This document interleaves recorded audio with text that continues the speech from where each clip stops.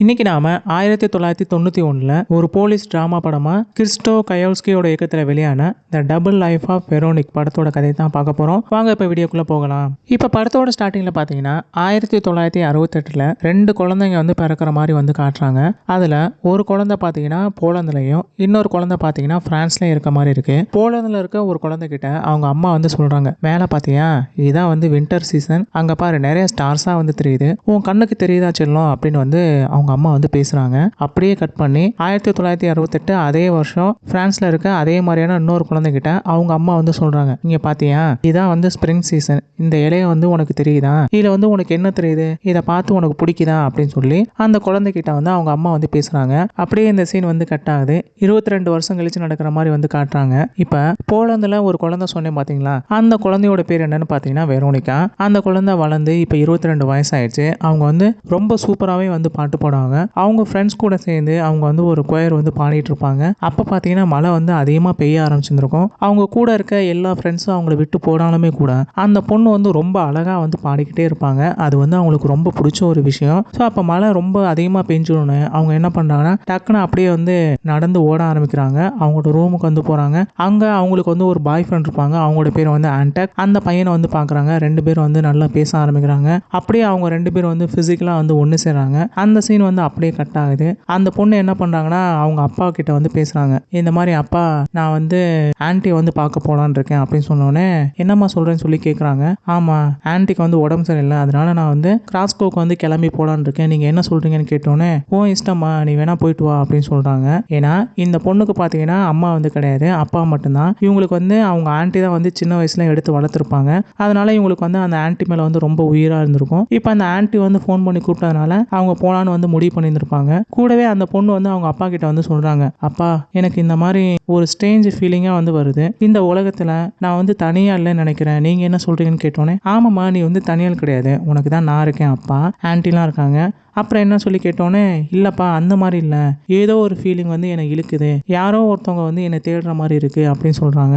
அவங்க அப்பாவுக்கு ஒண்ணுமே புரியல. அப்படியே அந்த சீன் கட் ஆகுது. இந்த பொண்ணு என்ன பண்றாங்கன்னா ட்ரெயின்ல கிளம்பி கிராஸ்கோன்ற அந்த ஊருக்கு கிளம்பி போறாங்க. அவங்க ஆன்ட்டியை பாக்குறாங்க. அவங்க ரெண்டு பேரும் நல்லா பேசுறாங்க. அப்ப அந்த ஊர்ல பாத்தீங்கன்னா ஒரு இசை நிகழ்ச்சி நடக்க போகுது. அதுக்கு ஆடிஷன் போட்டுருந்துருப்பாங்க. இந்த பொண்ணு அப்ளை பண்ணியிருந்திருப்பாங்க. அதுக்கு ஃபோன் பண்ணி கேட்டிருந்திருப்பாங்க. அப்ப அந்த லேடி என்ன பண்ணியிருந்திருப்பாங்கன்னா சரி கிளம்பி வாங்கல, உங்களை ஒரு டைம் ரிகல்ஸ் செக் பண்ணலாம்னு சொன்னோன்னே இந்த பொண்ணு என்ன பண்றாங்கன்னா நேரா கிளம்பி அந்த இடத்துக்கு போறாங்க. அங்க பாத்தீங்கன்னா அந்த தியேட்டர்ல அந்த ஷோ போயிட்டு இருக்கு. அந்த ஷோ முடிஞ்சோடனே அந்த லேடி கிட்ட இவங்க பேசுறாங்க. அப்ப அவங்க சொல்றாங்க, நீ என்ன டைரக்டா வீட்லயே பாரு, உன்னை அந்த மாஸ்டரும் சந்திக்கணுங்கிறாங்க, உன்னோட வாய்ஸ் எப்படி இருக்கு அப்படின்றத பார்த்ததுக்கு அப்புறம் உன்னை எங்க டீம் கூட சேர்த்துக்குவோம் அப்படின்னு சொல்லியிருந்திருப்பாங்க. இந்த பேச்சை கேட்டுட்டு ரொம்ப ஜாலியா அந்த பொண்ணு என்ன பண்றாங்கன்னா அவங்க கையில அந்த மியூசிக்லாம் எழுதுவாங்க இல்லையா, அந்த நோட்லாம் இருக்கு, அதெல்லாம் எடுத்துக்கிட்டு அப்படியே அந்த கிராஸ்கோ நகரத்துல நடந்து போயிட்டு இருக்காங்க. அந்த ஊர்ல பாத்தீங்கன்னா அந்த டைம்ல ஒரு மிகப்பெரிய போராட்டமே போயிட்டு இருந்திருக்கும். நிறைய மக்கள் வீதியில இறங்கி போராடிட்டு இருப்பாங்க. அந்த டைம்ல இந்த பொண்ணு அதை அறியாம நடந்து போயிட்டு இருக்கும் போது நிறைய பேர் குடுகுடுன்னு இங்கிட்டு அங்கிட்டு ஓடிட்டு இருந்திருப்பாங்க. அதுல ஒருத்தன் நம்ம வெரோனிகா மேல மோதிடுறான். மோதினதுல அந்த நோட்டெல்லாம் கீழே விழுந்து அந்த பேப்பர்ஸ் எல்லாம் பறந்து போயிட்டு இருக்கு. இந்த பொண்ணு ஒவ்வொன்றா எடுத்து வச்சுட்டு இருக்காங்க. அப்ப இவங்களுக்கு எய்தாப்ல பாத்தீங்கன்னா ஒரு பிரான்ஸ் நாட்டுல இருந்து வந்த நிறைய டூரிஸ்டுக்காரங்களாம் இருந்திருப்பாங்க போல. அவங்க எல்லாருமே இந்த மாதிரி இங்க நிக்க வேணாம், போராட்டமா இருக்கு, நீங்க எல்லாரும் பஸ்ஸுக்குள்ள ஏறுங்க, நம்ம வேற இடத்துக்கு போலாம் சொல்லி அங்க இருக்கவங்க எல்லாம் சொல்றாங்க. அதனால அந்த டூரிஸ்ட் எல்லாமே அந்த பஸ்ஸுக்குள்ள போயிட்டு இருக்காங்க. இதை தூரமா இருக்க நம்ம வெரோனிகா பாத்துக்கிட்டே இருக்காங்க. அப்ப அந்த பொண்ணுக்கு ஒரே அதிர்ச்சி. அது என்னன்னு பாத்தீங்கன்னா 1968 ரெண்டு குழந்தைங்க பிரான்ஸ்லயும் போலந்துலயும் பிறந்தாங்க அப்படின்னு சொன்னேன் இல்லையா, பெண் குழந்தைங்க. அதுல ஒரு பொன் குழந்தை யாருன்னு பாத்தீங்கன்னா நம்ம ஹீரோயினான இந்த வெரோனிகா. இன்னொரு பெண் குழந்தை யாருன்னு பாத்தீங்கன்னா வெரோனிக்னு சொல்ல போற அந்த பிரான்ஸ்ல பிறந்த அந்த பொண்ணு. அந்த பொண்ணு தான் பாத்தீங்கன்னா 22 வருஷம் கழிச்சு இந்த போலண்டுக்கு சுற்றுலா வந்திருப்பாங்க போல. அந்த பொண்ணு இந்த பஸ்ஸுக்குள்ள ஏறுறதான் இந்த வெரோனிக்கா வெளியில இருந்து பாத்துக்கிட்டே இருந்திருப்பாங்க. ஆனா அந்த பஸ்ஸுக்குள்ள இருக்க அந்த வெரோனிக்ன்ற அந்த பொண்ணுக்கு இங்க வெளியில தன்ன மாதிரி உருவம் கொண்ட ஒரு பொண்ணு இருக்கிறது அந்த பொண்ணுக்கு தெரியல. அவங்க பாட்டுக்கு நிறைய போட்டோஸா எடுத்துக்கிட்டு இருக்காங்க. அந்த பொண்ணு அதை பத்தி கண்டுக்கவே இல்லை. ஆனா வெளியில நின்று பாக்குற நம்ம வெரோனிகாவுக்கு ரொம்ப அதிர்ச்சியா இருந்திருக்கும். தன்ன மாதிரியே ஒரு பொண்ணு இருக்காங்களே நினைச்சிட்டு அந்த பொண்ணு அதை நினைச்சிட்டே போக ஆரம்பிக்கிறாங்க. இந்த பொண்ணுக்கும் பாத்தீங்கன்னா நம்ம வெரோனிகா வெரோனிகாவுக்கு வந்து அப்பப்போ மைல்டாக ஹார்ட் அட்டாக்லாம் வரும் போல். அந்த பொண்ணு அதை பார்த்து அதிர்ச்சியில் அப்படியே நடந்து போகிறாங்க. அவங்களுக்கு வந்து ஹார்ட் அட்டாக் வர மாதிரி இருக்குது. ஒரு கட்டத்தில் போய் நின்றுறாங்க. அப்படியே மயக்கம் போட்டு விழுகிற மாதிரி இருக்குது. மறுபடியும் எந்திரிச்சு அவங்களோட வீட்டுக்கு வந்து போகிறாங்க. அடுத்த நாள் பார்த்தீங்கன்னா அவங்களுக்கு வந்து ஆடிஷன் வருது. அந்த ஆடிஷனில் போய் அவங்க வந்து கலந்துக்கிறாங்க. அந்த ஆடிஷன்லேயே வந்து அவங்க ரொம்ப நல்லாவே வந்து பாடிடுறாங்க. அந்த மாஸ்டருக்கும் வந்து பிடிச்சி போயிடுது. நீ வந்து டேரெக்டாக ஸ்டேஜில் வந்து பாடுங்கிறாங்க. அடுத்த நாள் வந்து மறுபடியும் அந்த ஸ்டேஜுக்கு வந்து போகிறாங்க. அங்கே போனதுக்கப்புறம் வெரோனிகா வந்து ரொம்ப சூப்பராகவே வந்து பாடிடுறாங்க. இந்த பாட்டு என்னன்னு பார்த்தீங்கன்னா வாண்டர்வோன்னு சொல்ல போகிற ஒரு மியூசிஷியன் இருந்திருப்பாங்க. அவரோட பாட்டு தான் பார்த்தீங்கன்னா 18th சென்ச்சுரியில் வந்து பாடியிருந்திருப்பாங்க போல. அந்த பாட்டை தான் பார்த்தீங்கன்னா இந்த வெரோனிகா எப்போவுமே வந்து பாடிக்கிட்டே இருப்பாங்க. ரொம்ப ரொம்ப அழகாக வந்து பாடுவாங்க. இவங்க பாடுறதை கேட்டோன்னே அந்த மாஸ்டருக்கு வந்து பிடிச்சி போயிடும். நான் வந்து எத்தனையோ பேரை வந்து ஆடிஷன் பண்ணியிருந்திருக்கேன். எல்லாரும் வந்து ரொம்ப எக்ஸ்பீரியன்ஸாக இருப்பாங்க. ஆனால் நீங்கள் வெறுமன டிப்ளமோ தான் படிச்சிருக்கீங்க. உங்களுக்கு எந்த எக்ஸ்பீரியன்ஸும் இல்லை. ஆனால் ரொம்ப நல்லாவே பாருங்கன்னு சொல்லிட்டு இந்த பொண்ணை வந்து ஹையர் பண்ணிடுறாங்க. வெரோனிகாவுக்கு வந்து அளவு கடந்த ஒரு மகிழ்ச்சியாக இருக்குது. அடுத்த நாள் பார்த்தீங்கன்னா இவங்களுக்கு வந்து அந்த ஷோ வந்து ஸ்டேஜ் பண்ண போகிறாங்க. எல்லாரும் வர போகிறாங்க. அவங்க முன்னாடி வந்து இந்த பொண்ணும் பாடணும். ஸோ அந்த நிகழ்ச்சி வந்து போயிட்டு இருந்திருக்கும். நம்ம வெரோனிகா பார்த்தீங்கன்னா இருக்குதுலேயே வந்து ரொம்ப பெஸ்ட்டாக வந்து பாடியிருந்திருப்பாங்க. ஆனால் கொஞ்சம் கொஞ்சமாக அவங்களோட நெஞ்சில் வந்து வலி வர ஆரம்பிச்சிருந்திருக்கும். அவங்க ஹை பிச்சில் பாடி முடிக்கிற அந்த டைமில் பார்த்தீங்கன்னா அப்படியே வலி ரொம்ப அதிகமாகி மயக்கம் போட்டு கீழே விழுந்துடுறாங்க. அங்கே இருக்கவங்க எல்லாருமே வந்து அந்த பொண்ணோட கையை பிடிச்சி பார்க்குறாங்க. அப்பா அங்கே இருக்க ஒருத்தர் சொல்கிறாரு, இந்த மாதிரி வெரோனிகா வந்து இறந்துட்டாங்க அப்படின்னு சொன்னோடனே எல்லாருமே வந்து ரொம்ப அதிர்ச்சி ஆகுறாங்க. அந்த பொண்ணை கொண்டு போயிட்டு வந்து அங்கே குழியில் போட்டு புதைச்சிக்கிட்டு இருக்காங்க. இதோட நம்ம வெரோனிகாவோட ஸ்டோரி வந்து முடியுது. இப்போ அதே சமயம் பார்த்தீங்கன்னா 1990 பிரான்ஸில் இருக்க நம்ம வெரோனிகா மாதிரியே இருக்க அந்த வெரோனிக்ன்ற அந்த பொண்ணோட கதை வந்து ஸ்டார்ட் ஆகுது. அந்த பொண்ணு பார்த்தீங்கன்னா அங்கே அந்த பொண்ணோட ரூமில் அவங்க பாய் ஃப்ரெண்ட் கூட வந்து ஒன்றா இருந்திருப்பாங்க. இவங்க ரெண்டு பேரும் ரொம்ப மகிழ்ச்சியாக சந்தோஷமாக இருக்க வேண்டிய அந்த டைமில் நம்ம வெரோனிக் பார்த்தீங்கன்னா ரொம்ப சோகமாக இருந்திருப்பாங்க. உனக்கு என்ன ஆச்சுன்னு சொல்லிட்டு அந்த பாய் ஃப்ரெண்ட் வந்து கேட்குறாங்க. அப்போ அந்த பொண்ணு வந்து சொல்கிறாங்க, இந்த மாதிரி என்னோட மியூசிக் டீச்சர் வந்து இந்த வேலையை விட்டு போகிறதா வந்து சொல்லியிருந்திருக்காங்க. நானும் வந்து இந்த மியூசிக்கை வந்து விட்டு போயிடலான்னு வந்து நினைக்கிறேன் அப்படின்னோடனே இவனுக்கு வந்து அதிர்ச்சியாக இருந்திருக்கும். நீ ஏன் இந்த மாதிரி நான் பேசுகிறேன், உனக்கு என்ன ஆச்சு அப்படின்னு சொல்லி கேட்டோன்னே எனக்கு என்னன்னே வந்து தெரியல, ஏதோ ஒரு ஸ்டேஞ்ச் ஃபீலிங் என்னை வந்து விட்டு இழுத்துக்கிட்டே இருக்கு. அது வந்து என்னை இன்ஃப்ளூயன்ஸ் பண்ணுதுன்னு நினைக்கிறேன். இந்த மியூசிக்கை விட்டு என்னை போன்ற மாதிரி வந்து அதை சொல்லுது. எனக்கு வந்து என்ன பண்ணுறதுனே வந்து தெரியல அப்படின்னு வந்து அவள் சொல்லியிருந்திருப்பான். உனக்கு என்ன ஆச்சு, நீ நல்லா தானே இருக்க, நான் வேணா உன் கூட வந்து இருக்கட்டான்னு சொல்லி அந்த பாய் ஃப்ரெண்ட் வந்து கேட்குறான். இல்லை பரவாயில்ல, நீங்கள் வந்து கிளம்பி போங்க அப்படின்னு வந்து அவள் வந்து சொல்லிடுறான். இந்த பக்கம் பார்த்தீங்கன்னா நம்ம வெரோனிக் என்ன பண்ணுறாங்க, இதுக்கப்புறம் வந்து கிளம்பி இவங்களோட அந்த மாஸ்டரை வந்து பார்க்க போகிறாங்க. அப்போ அவங்க கிட்ட வந்து சொல்கிறாங்க, இந்த மாதிரி நான் வந்து இனிமே பாடுறதா இல்லை, என்னை வந்து விட்டுருங்க, நான் வந்து இந்த வேலையை வந்து குவிட் பண்ணலான்னு இருக்கேன் அப்படின்னு சொன்னோன்னே அந்த வயசான அந்த மாஸ்டருக்கு வந்து செம்ம கோவம் வருது. நீங்க பாரு, ஒன்ன மாதிரி வந்து ரொம்ப பிரமாதமா பாடுறது யாருமே இல்லை, நீ எதுக்காண்டி வந்து இந்த மாதிரி விட்டுட்டு போற, மியூசிக் வந்து உன் கூடவே வந்தது அப்படின்னு வந்து அவர் எவ்வளவோ சொல்லி பார்க்குறாங்க. ஆனால் நம்ம வெரோனிக் வந்து கேட்குற மாதிரியே இல்லை, அந்த வேலையை விட்டுடுறாங்க. நம்ம வெரோனிக்கும் பார்த்தீங்கன்னா வெரோனிகா மாதிரி ரொம்ப சூப்பராகவே வந்து பாடுவாங்க. அவங்களுக்கு வந்து பாடுறதுல ரொம்ப இன்ட்ரெஸ்ட். ஆனால் ஏதோ ஒரு இன்ஃப்ளூயன்ஸ்னால அவங்க வந்து இந்த வேலையை விட்டுட்டு போகிறத வந்து முடிவு பண்ணியிருந்திருப்பாங்க. இந்த பொண்ணும் பார்த்தீங்கன்னா ஒரு மியூசிக் டீச்சரா நம்ம வெரோனிகா வந்து ஒரு பாட்டு வந்து அடிக்கடி பாடிக்கிட்டே இருப்பாங்க இல்லையா, வேண்டன் புடேமர்னு சொல்ல போகிற 18th சென்ச்சுரியில் வாழ்ந்த ஒரு மியூசிஷியன். அந்த பாட்டை வந்து அந்த பொண்ணு ரொம்ப அதிகமாக வந்து பாடிட்டே இருந்திருப்பாங்க. இன்ஃபேக்ட் அந்த பாட்டை பாடிட்டு இருக்கும்போது அவங்க இறந்து வந்து போயிருந்திருப்பாங்க. சேம் அதே பாட்டை தான் பார்த்தீங்கன்னா நம்ம மியூசிக் டீச்சராக இருக்க இந்த வெரோனிக்கு என்ன பண்ணியிருந்திருப்பாங்கன்னா அவங்களோட ஸ்டூடெண்ட்ஸ்க்கு வந்து சொல்லிக் கொடுப்பாங்க. இது வந்து அவங்களுக்கு ரொம்ப பிடிச்ச ஒரு விஷயம். ஸோ அவள் என்ன பண்ணுறான்னா அவங்க ஸ்டூடெண்ட்ஸ் எல்லாத்தையும் கூட்டிக்கிட்டு இந்த பொம்மலாட்டம்னு நம்ம ஊரில் சொல்லுவோம் இல்லையா, அந்த மாதிரியான ஒரு ஸ்டேஜ் ஷோக்கு வந்து போயிருந்திருப்பான். அங்கே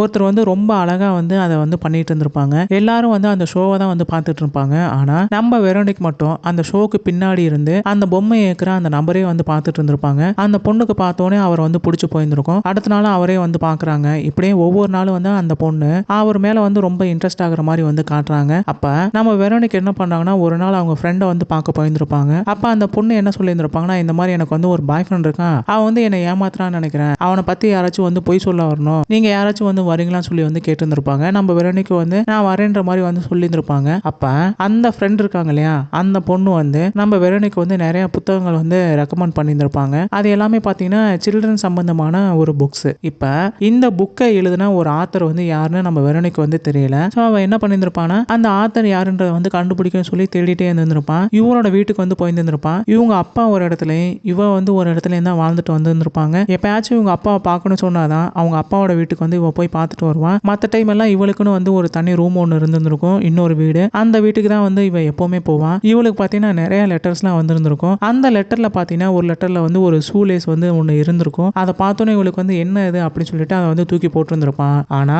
அவளோட வீட்டுக்கு போனதுக்கு அப்புறம் தான் அங்க இருக்க ஒரு இடத்துல அதே ஷூலேஸ் இருக்கிறத வந்து இவன் பாக்குறான். மறுபடியும் அந்த இடத்துக்கு வந்து டஸ்ட்பினுக்கு வந்து போறான். அந்த ஷூலேஸை வந்து எடுத்து வச்சுக்கிறான். இதெல்லாம் யாரோடதுன்னு சொல்லி வந்து அவன் நினைக்க ஆரம்பிக்கிறான். ஏன்னா அந்த லெட்டர்ல வந்து ஃப்ரம் அட்ரஸ் வந்து எதுவுமே இருந்திருக்காது. இதை எப்படி கண்டுபிடிக்கும் சொல்லி வந்து அவன் யோசிச்சுட்டே இருந்திருப்பான். இப்படியே வந்து நாட்கள் போய்கிட்டே இருக்கு. ஒரு நாள் இவன் என்ன பண்ணிருப்பானா, அவங்க அப்பாவை பாக்குறதுக்காண்டி வந்து போயிருந்திருப்பான். அவங்க அப்பா வந்து சொல்றாங்க, இந்த மாதிரி உனக்கு வந்து ஒரு லெட்டர் வந்திருக்குன்னு சொன்னோன்னே அந்த லெட்டரை வாங்கி வந்து பாக்குறான். அந்த லெட்டருக்குள்ள பாத்தீங்கன்னா ஒரு கேசட் இருக்கு. அதை பார்த்தோன்னே அவங்க அப்பா வந்து சொல்றாங்க, இங்க பாரு, இதை வந்து நம்ம போட்டு கேட்கலாம் என்ன இருக்குன்னு சொன்னோன்னே, இல்லப்பா இப்ப வேணாம், நான் வந்து என்னோட ரூமுக்கு போய் வந்து நான் பாத்துக்கிறேன் அப்படின்னு வந்து சொல்றான். அப்ப கூடவே என்ன சொல்றான்னு பாத்தீங்கன்னா, அப்பா நான் வந்து உங்ககிட்ட வந்து ஒன்னு சொல்லணும், நான் வந்து காதல விழுந்துட்டேன்னு நினைக்கிறேன் அப்படின்னோடனே அவங்க அப்பா வந்து கேக்குறாங்க, சரி அந்த பையன் யாரு, என்கிட்ட வந்து காட்டேன் அப்படின்னு வந்து அவங்க வந்து சொல்றாங்க. அப்பா வந்து சொல்றான், அது பையனா வந்து எனக்கு தெரியல, அவங்கள வந்து நான் பார்த்ததும் வந்து கிடையாது, ஏதோ ஒரு ஸ்ட்ரேஞ்ச் ஃபீலிங் இந்த உலகத்துல வந்து என்னை வந்து கட்டி இழுக்கிற மாதிரி இருக்கு, நான் அதுக்குள்ள வந்து போயிருவோன்னு நினைக்கிறேன், அது வந்து என்னை இன்ஃப்ளூயன்ஸ் பண்ணுது, என்னோட ஒவ்வொரு டிசிஷனுக்கும் அதுதான் வந்து என் முன்னாடி வந்து நிக்கிற மாதிரி இருக்கு, எனக்கு வந்து இந்த உலகத்துல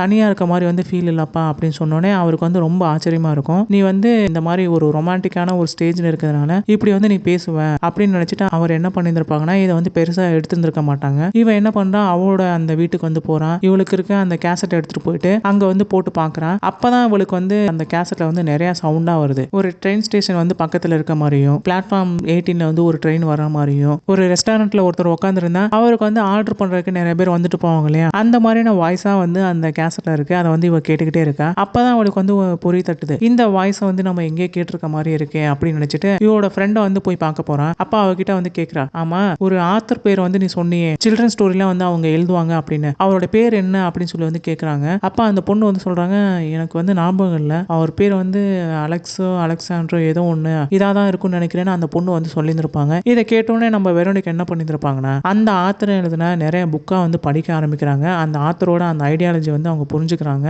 அப்ப அந்த பொண்ணுக்கு வந்து ஒரு ஐடியா தோணுது, அப்ப இந்த ஆத்தர் வந்து நம்ம கிட்ட வந்து ஏதோ ஒன்று வந்து சொல்ல பாக்குறாங்க அப்படின்னு நினைச்சிட்டு இவன் என்ன பண்றான், இவளுக்கு வந்து ஒரு லெட்டர் வந்துச்சு இல்லையா, அந்த லெட்டரோட கவர்ல திருப்பி பார்க்கறான். பாரிஸ்னு வந்து எழுதிருக்கு. இவன் என்ன பண்றான், நேரா எந்த போஸ்ட்ல இருந்து அந்த அட்ரஸ் வந்துச்சோ அந்த அட்ரஸ்க்கே வந்து திரும்பி போறான். ஏன்னா அங்க இருக்க ஒரே ரயில்வே ஸ்டேஷன் அதுதான். அதுக்கு பக்கத்துல ஏதாச்சும் ஒரு காஃபி ஷாப் மாதிரி ஏதாச்சும் இருக்கான்னு சொல்லி பார்க்கறான். அந்த ரெஸ்டாரண்ட்டுக்கு வந்து போறான். அங்க வந்து இவளுக்காண்டியே ஒரு பர்சன் வந்து வெயிட் பண்ணிட்டு இருக்க மாதிரி இருக்கு. அவர் வந்து வேற யாருமே வந்து கிடையாது. இவன் ஒரு டைம் வந்து ஒரு ஸ்டேஜ் ஷோக்கு போகும்போது ஒரு பொம்மலாட்டம் வந்து ஒருத்தர் நடத்திட்டு இருந்தாருங்க. எல்லாமே வந்து அந்த ஷோவை பார்த்துருந்துருப்பாங்க. ஆனா இவன் மட்டும் அதுக்கு பின்னாடி இருக்க ஒரு நபரே வந்து பார்த்துட்டு இருந்தாங்க அப்படின்னு சொன்னேன் இல்லையா, அந்த நபர் தான் வந்து இவன் மீட் பண்றான். அவரோட பேர் தான் வந்து அலெக்சாண்டர். அவர் எழுதின புக்கு தான் பார்த்தீங்கன்னா அந்த சில்ட்ரன் ஸ்டோரிஸ் எல்லாமே. ஸோ அவன் என்ன பண்றான், கிட்ட வந்து கேட்குறாங்க, அப்ப நீங்க தானா அப்படின்னு சொல்லி கேட்டோன்னே, ஆமா நான் தான் அப்படின்னு சொல்லிட்டு அந்த டேப் ரெக்கார்டை வந்து காட்டுறாங்க. இவளுக்கு வந்து புரிஞ்சு போயிருது. சரி எதுக்காக வந்து என்ன தேர்ந்தெடுத்தீங்க அப்படின்னு சொல்லி கேட்டோன்னே, எனக்கு வந்து தெரியல, உன்னை பார்த்தோன்னே வந்து எனக்கு பிடிச்சி போச்சு அப்படின்ற மாதிரி வந்து அவர் பேசியிருந்திருப்பாங்க. இதை கேட்டோன்னே இந்த பொண்ணுக்கு வந்து செம்ம கோவமா வந்திருக்கும். அங்கிருந்து வந்து வேகமா கிளம்பி போக ஆரம்பிக்கிறான். இவ இப்படி கோவத்தோட வெளியில போனதை பாக்குற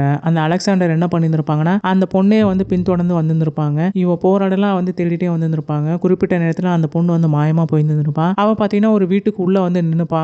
அங்க நின்னுட்டு இவன் தேடுறதே வந்து பார்த்துட்டே இருந்திருப்பான். அவன் வந்து குறிப்பிட்ட தூரம் போனதுக்கு அப்புறம் இவன் என்ன பண்ணியிருந்திருப்பானா, டக்குன்னு வெளியில கிளம்பி ஒரு டாக்ஸில ஏறி போயிருந்திருப்பான். அவன் டாக்ஸில ஏறி போறத வந்து இந்த அலெக்சாண்டர் என்ன பண்ணியிருந்திருப்பான், பின்னாடியே வந்து பார்த்துருந்திருப்பான். அப்படியே பின்தொடர்ந்து போய் அவன் வந்து ஒரு ஹோட்டலுக்கு வந்து போயிருந்திருப்பான். அந்த ஹோட்டல்ல இருக்க ரூம்ல அவ போனதுக்கு அப்புறம் அதே ரூம்குள்ள இந்த அலெக்சாண்டர் என்ன பண்ணியிருந்திருப்பானா உள்ள வந்திருந்திருப்பான். நீங்க எதுக்கு வந்து என்ன தேடிட்டே வரீங்க அப்படின்னு சொல்லி கேட்டோன்னே, இந்த மாதிரி உன்னை வந்து நான் பார்த்தோன்னே வந்து எனக்கு பிடிச்சு போயிடுச்சு, உன் கூட வந்து நான் பேசணும், உன்னை பத்தி நிறைய விஷயங்கள் தெரிஞ்சுக்கணும்னு வந்து நான் நினைச்சேன், நீ எதுக்கு வந்து என்ன அந்த மாதிரி பார்த்த அப்படின்னு சொல்லி கேட்டோன்னே நம்ம வெரோனிகிட்ட வந்து எந்த பதிலும் வந்துருக்காது. அப்படியே அவங்க ரெண்டு பேரும் வந்து அப்படியே பிசிக்கலா ஒன்று சேர்ந்துறாங்க. அப்பதான் பாத்தீங்கன்னா அவர் வந்து சொல்றாங்க, இந்த மாதிரி உன்னை பத்தி வந்து நான் நிறைய தெரிஞ்சுக்கணும், உன்னோட திங்ஸ்லாம் வந்து காட்டு அப்படின்னு சொன்னோடனே அவன் என்ன பண்றான், அவளோட ஹேண்ட்பேக்கை எடுத்துட்டு வந்துட்டு அந்த ஹேண்ட்பேக்ல இருக்க நிறைய திங்ஸ்லாம் வந்து கொட்டுறான். அப்பா அவர் என்ன பண்றான்னா ஒவ்வொரு திங்ஸா எடுத்து பார்த்துக்கிட்டே இருக்காங்க. அதுல பாத்தீங்கன்னா ஒரு போட்டோ ஒன்று வந்து இருக்கு. அந்த போட்டோ எடுத்து பார்க்கறான். அதுல பாத்தீங்கன்னா சின்ன சின்ன படமா நிறைய போட்டோஸ் வந்து இருக்கு. அதாவது இவன் ஒரு டைம் போலந்துக்கு வந்து சுற்றுலா போனாங்க இல்லையா, அப்ப வந்து இவன் வந்து ஒரு இடத்துல வந்து நிறைய போராட்டமா நடந்துருக்கும். தூரத்துல இருந்து இவளை வந்து வெரோனிகா வந்து பார்த்துட்டே இருந்திருப்பான். அதை அறியாத இந்த வெரோனிகா என்ன பண்ணிருப்பானா நிறைய போட்டோஸா வந்து எடுத்துட்டே இருந்திருப்பான் இல்லையா, அந்த போட்டோஸ் தான் பாத்தீங்கன்னா அந்த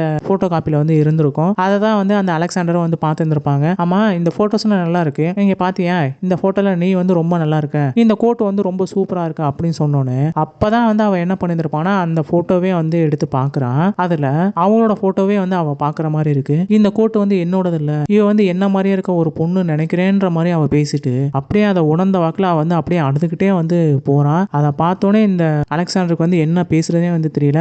அவனும் வந்து ரொம்ப சோகமாகறான். அப்பா வந்து அவன் அந்த பொண்ணை வந்து தேத்துறதுக்காண்டி அவகிட்ட வந்து கொஞ்சம் அப்படி இப்படின்னு இருக்க பாக்குறான். அப்பா அவகிட்ட வந்து சொல்றான், இந்த மாதிரி நான் வந்து ஒரு சில்ட்ரன் ஸ்டோரிலாம் வந்து விட்டுட்டு ஒரு ரொமான்டிக்கான ஒரு ஸ்டோரி வந்து நான் எழுதலாம்னு இருக்கேன். அதை உன்கிட்ட தான் வந்து நான் ஃபர்ஸ்ட் சொல்ல போறேன்னு சொல்லிட்டு அந்த கதையை வந்து சொல்ல ஆரம்பிக்கிறாங்க. இந்த மாதிரி 1968 ரெண்டு பெண் குழந்தைங்க வந்து பிறக்கிறாங்க. ஒரு பொண்ணு வந்து போலந்துலயும் இன்னொரு பொண்ணு வந்து பிரான்ஸ்லயும். அவங்க ரெண்டு பேருக்குமான அந்த தொடர்பு பத்தி தான் இந்த கதை இருக்க போகுது அப்படின்னு வந்து சொல்லியிருந்திருப்பாங்க. இந்த பொண்ணுக்கு வந்து தூக்கி வாரி போட்டிருந்திருக்கும். ஏன்னா 1968 நான் போலந்துல வந்து வெரோனிகா வந்து பிறந்திருப்பாங்க இல்லையா, அவங்க வளர்ந்து பெரியவங்களானதுக்கு அப்புறம் அவங்க வந்து ஒரு டைம் என்ன பண்ணிருந்திருப்பாங்கன்னா, அவங்க ஃப்ரெண்டு கூட வந்து எக்ஸாம் முடிஞ்சதுக்கு அப்புறம் அவங்க ரெண்டு பேரும் வந்து வெளியில வந்திருந்திருப்பாங்க. அப்ப அந்த பொண்ணோட அவங்க அப்பா இருக்காங்க இல்லையா, அவங்க என்ன பண்ணிருந்திருப்பாங்கன்னா, இவங்க ரெண்டு பேரும் கார்ல ஏறும்போது அது தெரியாம அவர் என்ன பண்ணிருந்திருப்பாங்கன்னா டக்குன்னு வந்து அந்த கதவை சாத்திருந்திருப்பாங்க. அதுல நம்ம வெரோனிகாவோட விரல் வந்து பட்டிருந்திருக்கும். அதுல வந்து ஒரு சின்ன காயம் ஏற்பட்டிருந்திருக்கும். எக்ஸாக்ட்லி அதே மாதிரியே ஒரு காயம் பாத்தீங்கன்னா இங்க இருக்க இந்த வெரோனிக்கு வந்து கையில வந்து ஏற்பட்டிருந்திருக்கும். அந்த காயத்துக்கு வந்து ஒரு ஸ்டோரியா வந்து அந்த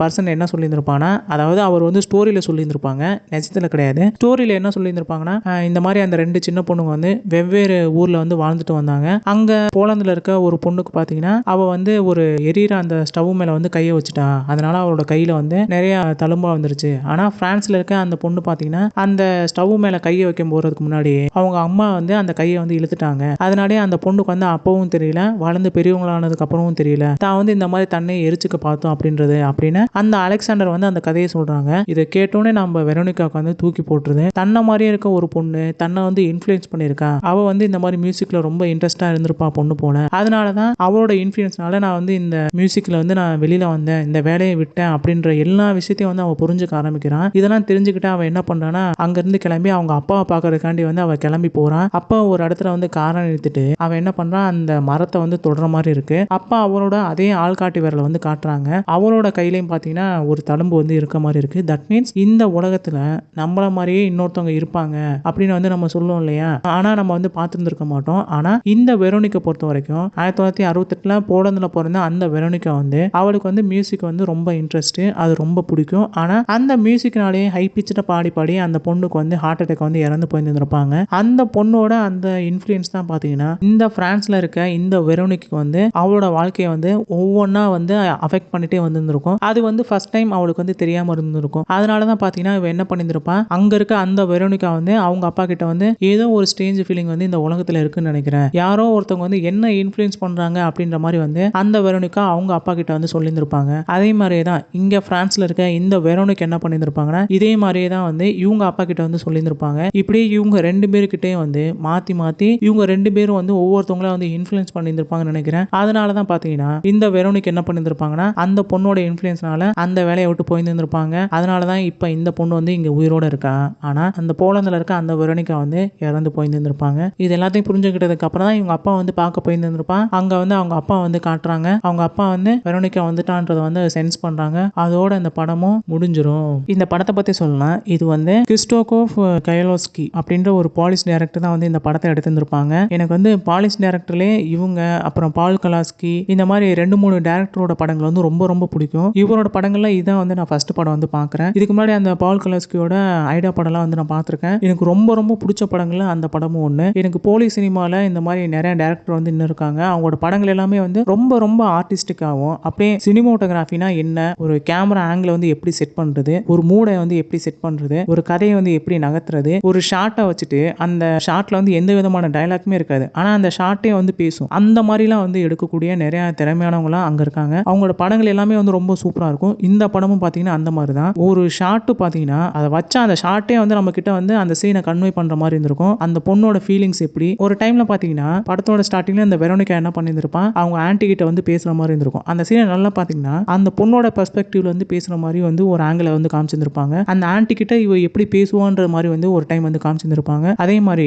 இந்த பிரான்ஸ்ல இருக்க அந்த வெரோனிகா என்ன பண்ணிருப்பானா, அவங்க பாய் ஃப்ரெண்ட் கூட ஒன்னா இருக்கும்போது அந்த ஆங்கிள் நல்லா பாத்தீங்கன்னா அவங்க பேசும்போது ஒரு டோனாவும் இருந்திருக்கும். அவங்க ரெண்டு பேரும் ஒன்னா இருக்கும்போது அவங்க எப்படி இருந்தாங்க அப்படின்றது வந்து வெவ்வேறு மாதிரி வந்து காமிச்சிருப்பாங்க. இந்த மாதிரி கேமரால வந்து பூந்து ஆடி இருந்திருப்பாங்க. எனக்கு ரொம்ப பிடிச்சது சினிமோட்டோகிராஃபி, அந்த மூடை வந்து செட் பண்ணது, அந்த மியூசிக் எல்லாமே வந்து டாப் நாச்சா இருக்கும். இவர் வந்து இதுக்கு தான் வந்து பேர் போனவர் இந்த கயலோஸ்கி வந்து. இவரோட படங்கள் வந்து நல்லா இருக்கும்னு நினைக்கிறேன். ஏன்னா இதான் ஃபர்ஸ்ட் படம் நான் அவரோடது பார்க்கறது. மற்ற படங்களை தேடி தான் பார்க்கணும். உங்களுக்கு வந்து இந்த படம் வந்து ரொம்ப பிடிக்கும்னு நினைக்கிறேன். ரொம்ப ஆர்டிஸ்டிக்கா வந்து நான் படம் பார்ப்பேன், அது ஸ்லோவா இருந்தாலும் பரவாயில்ல அப்படின்னு நினைச்சீங்கன்னா இந்த படம் வந்து உங்களுக்கு வந்து ஒரு மஸ்ட் வாட்ச் ஃபில்மாக இருக்கும். ஆனால் இந்த படம் வந்து எல்லாருக்குமான படம்னு கேட்டிங்கன்னா கண்டிப்பாக வந்து கிடையாது. மற்ற ஜென்ரல் ஆடியன்ஸ்க்கு இந்த படம் பிடிக்குமான்னு கேட்டால் கண்டிப்பாக இல்லை. இந்த படத்தில் வந்து சில அடர் கண்டென்ட்டும் இருக்குது. இந்த படத்தை வந்து ஃபேமிலியோட உட்காந்து பார்க்க முடியாது. அவ்வளோதான் ஃப்ரெண்ட்ஸ், இப்போ நம்ம வீடியோட எண்டுக்கு வந்துட்டோம். மேலும் இது போன்ற உலக படங்களோட விமர்சனங்கள் உங்களுக்கு வேணும்னா மறக்காமல் நம்ம சேனலில் போகிற நிறைய வீடியோக்களை வந்து தொடர்ந்து பாருங்கள். மீண்டும் இன்னொரு வீடியோவில் சந்திப்போம். தேங்க்யூ.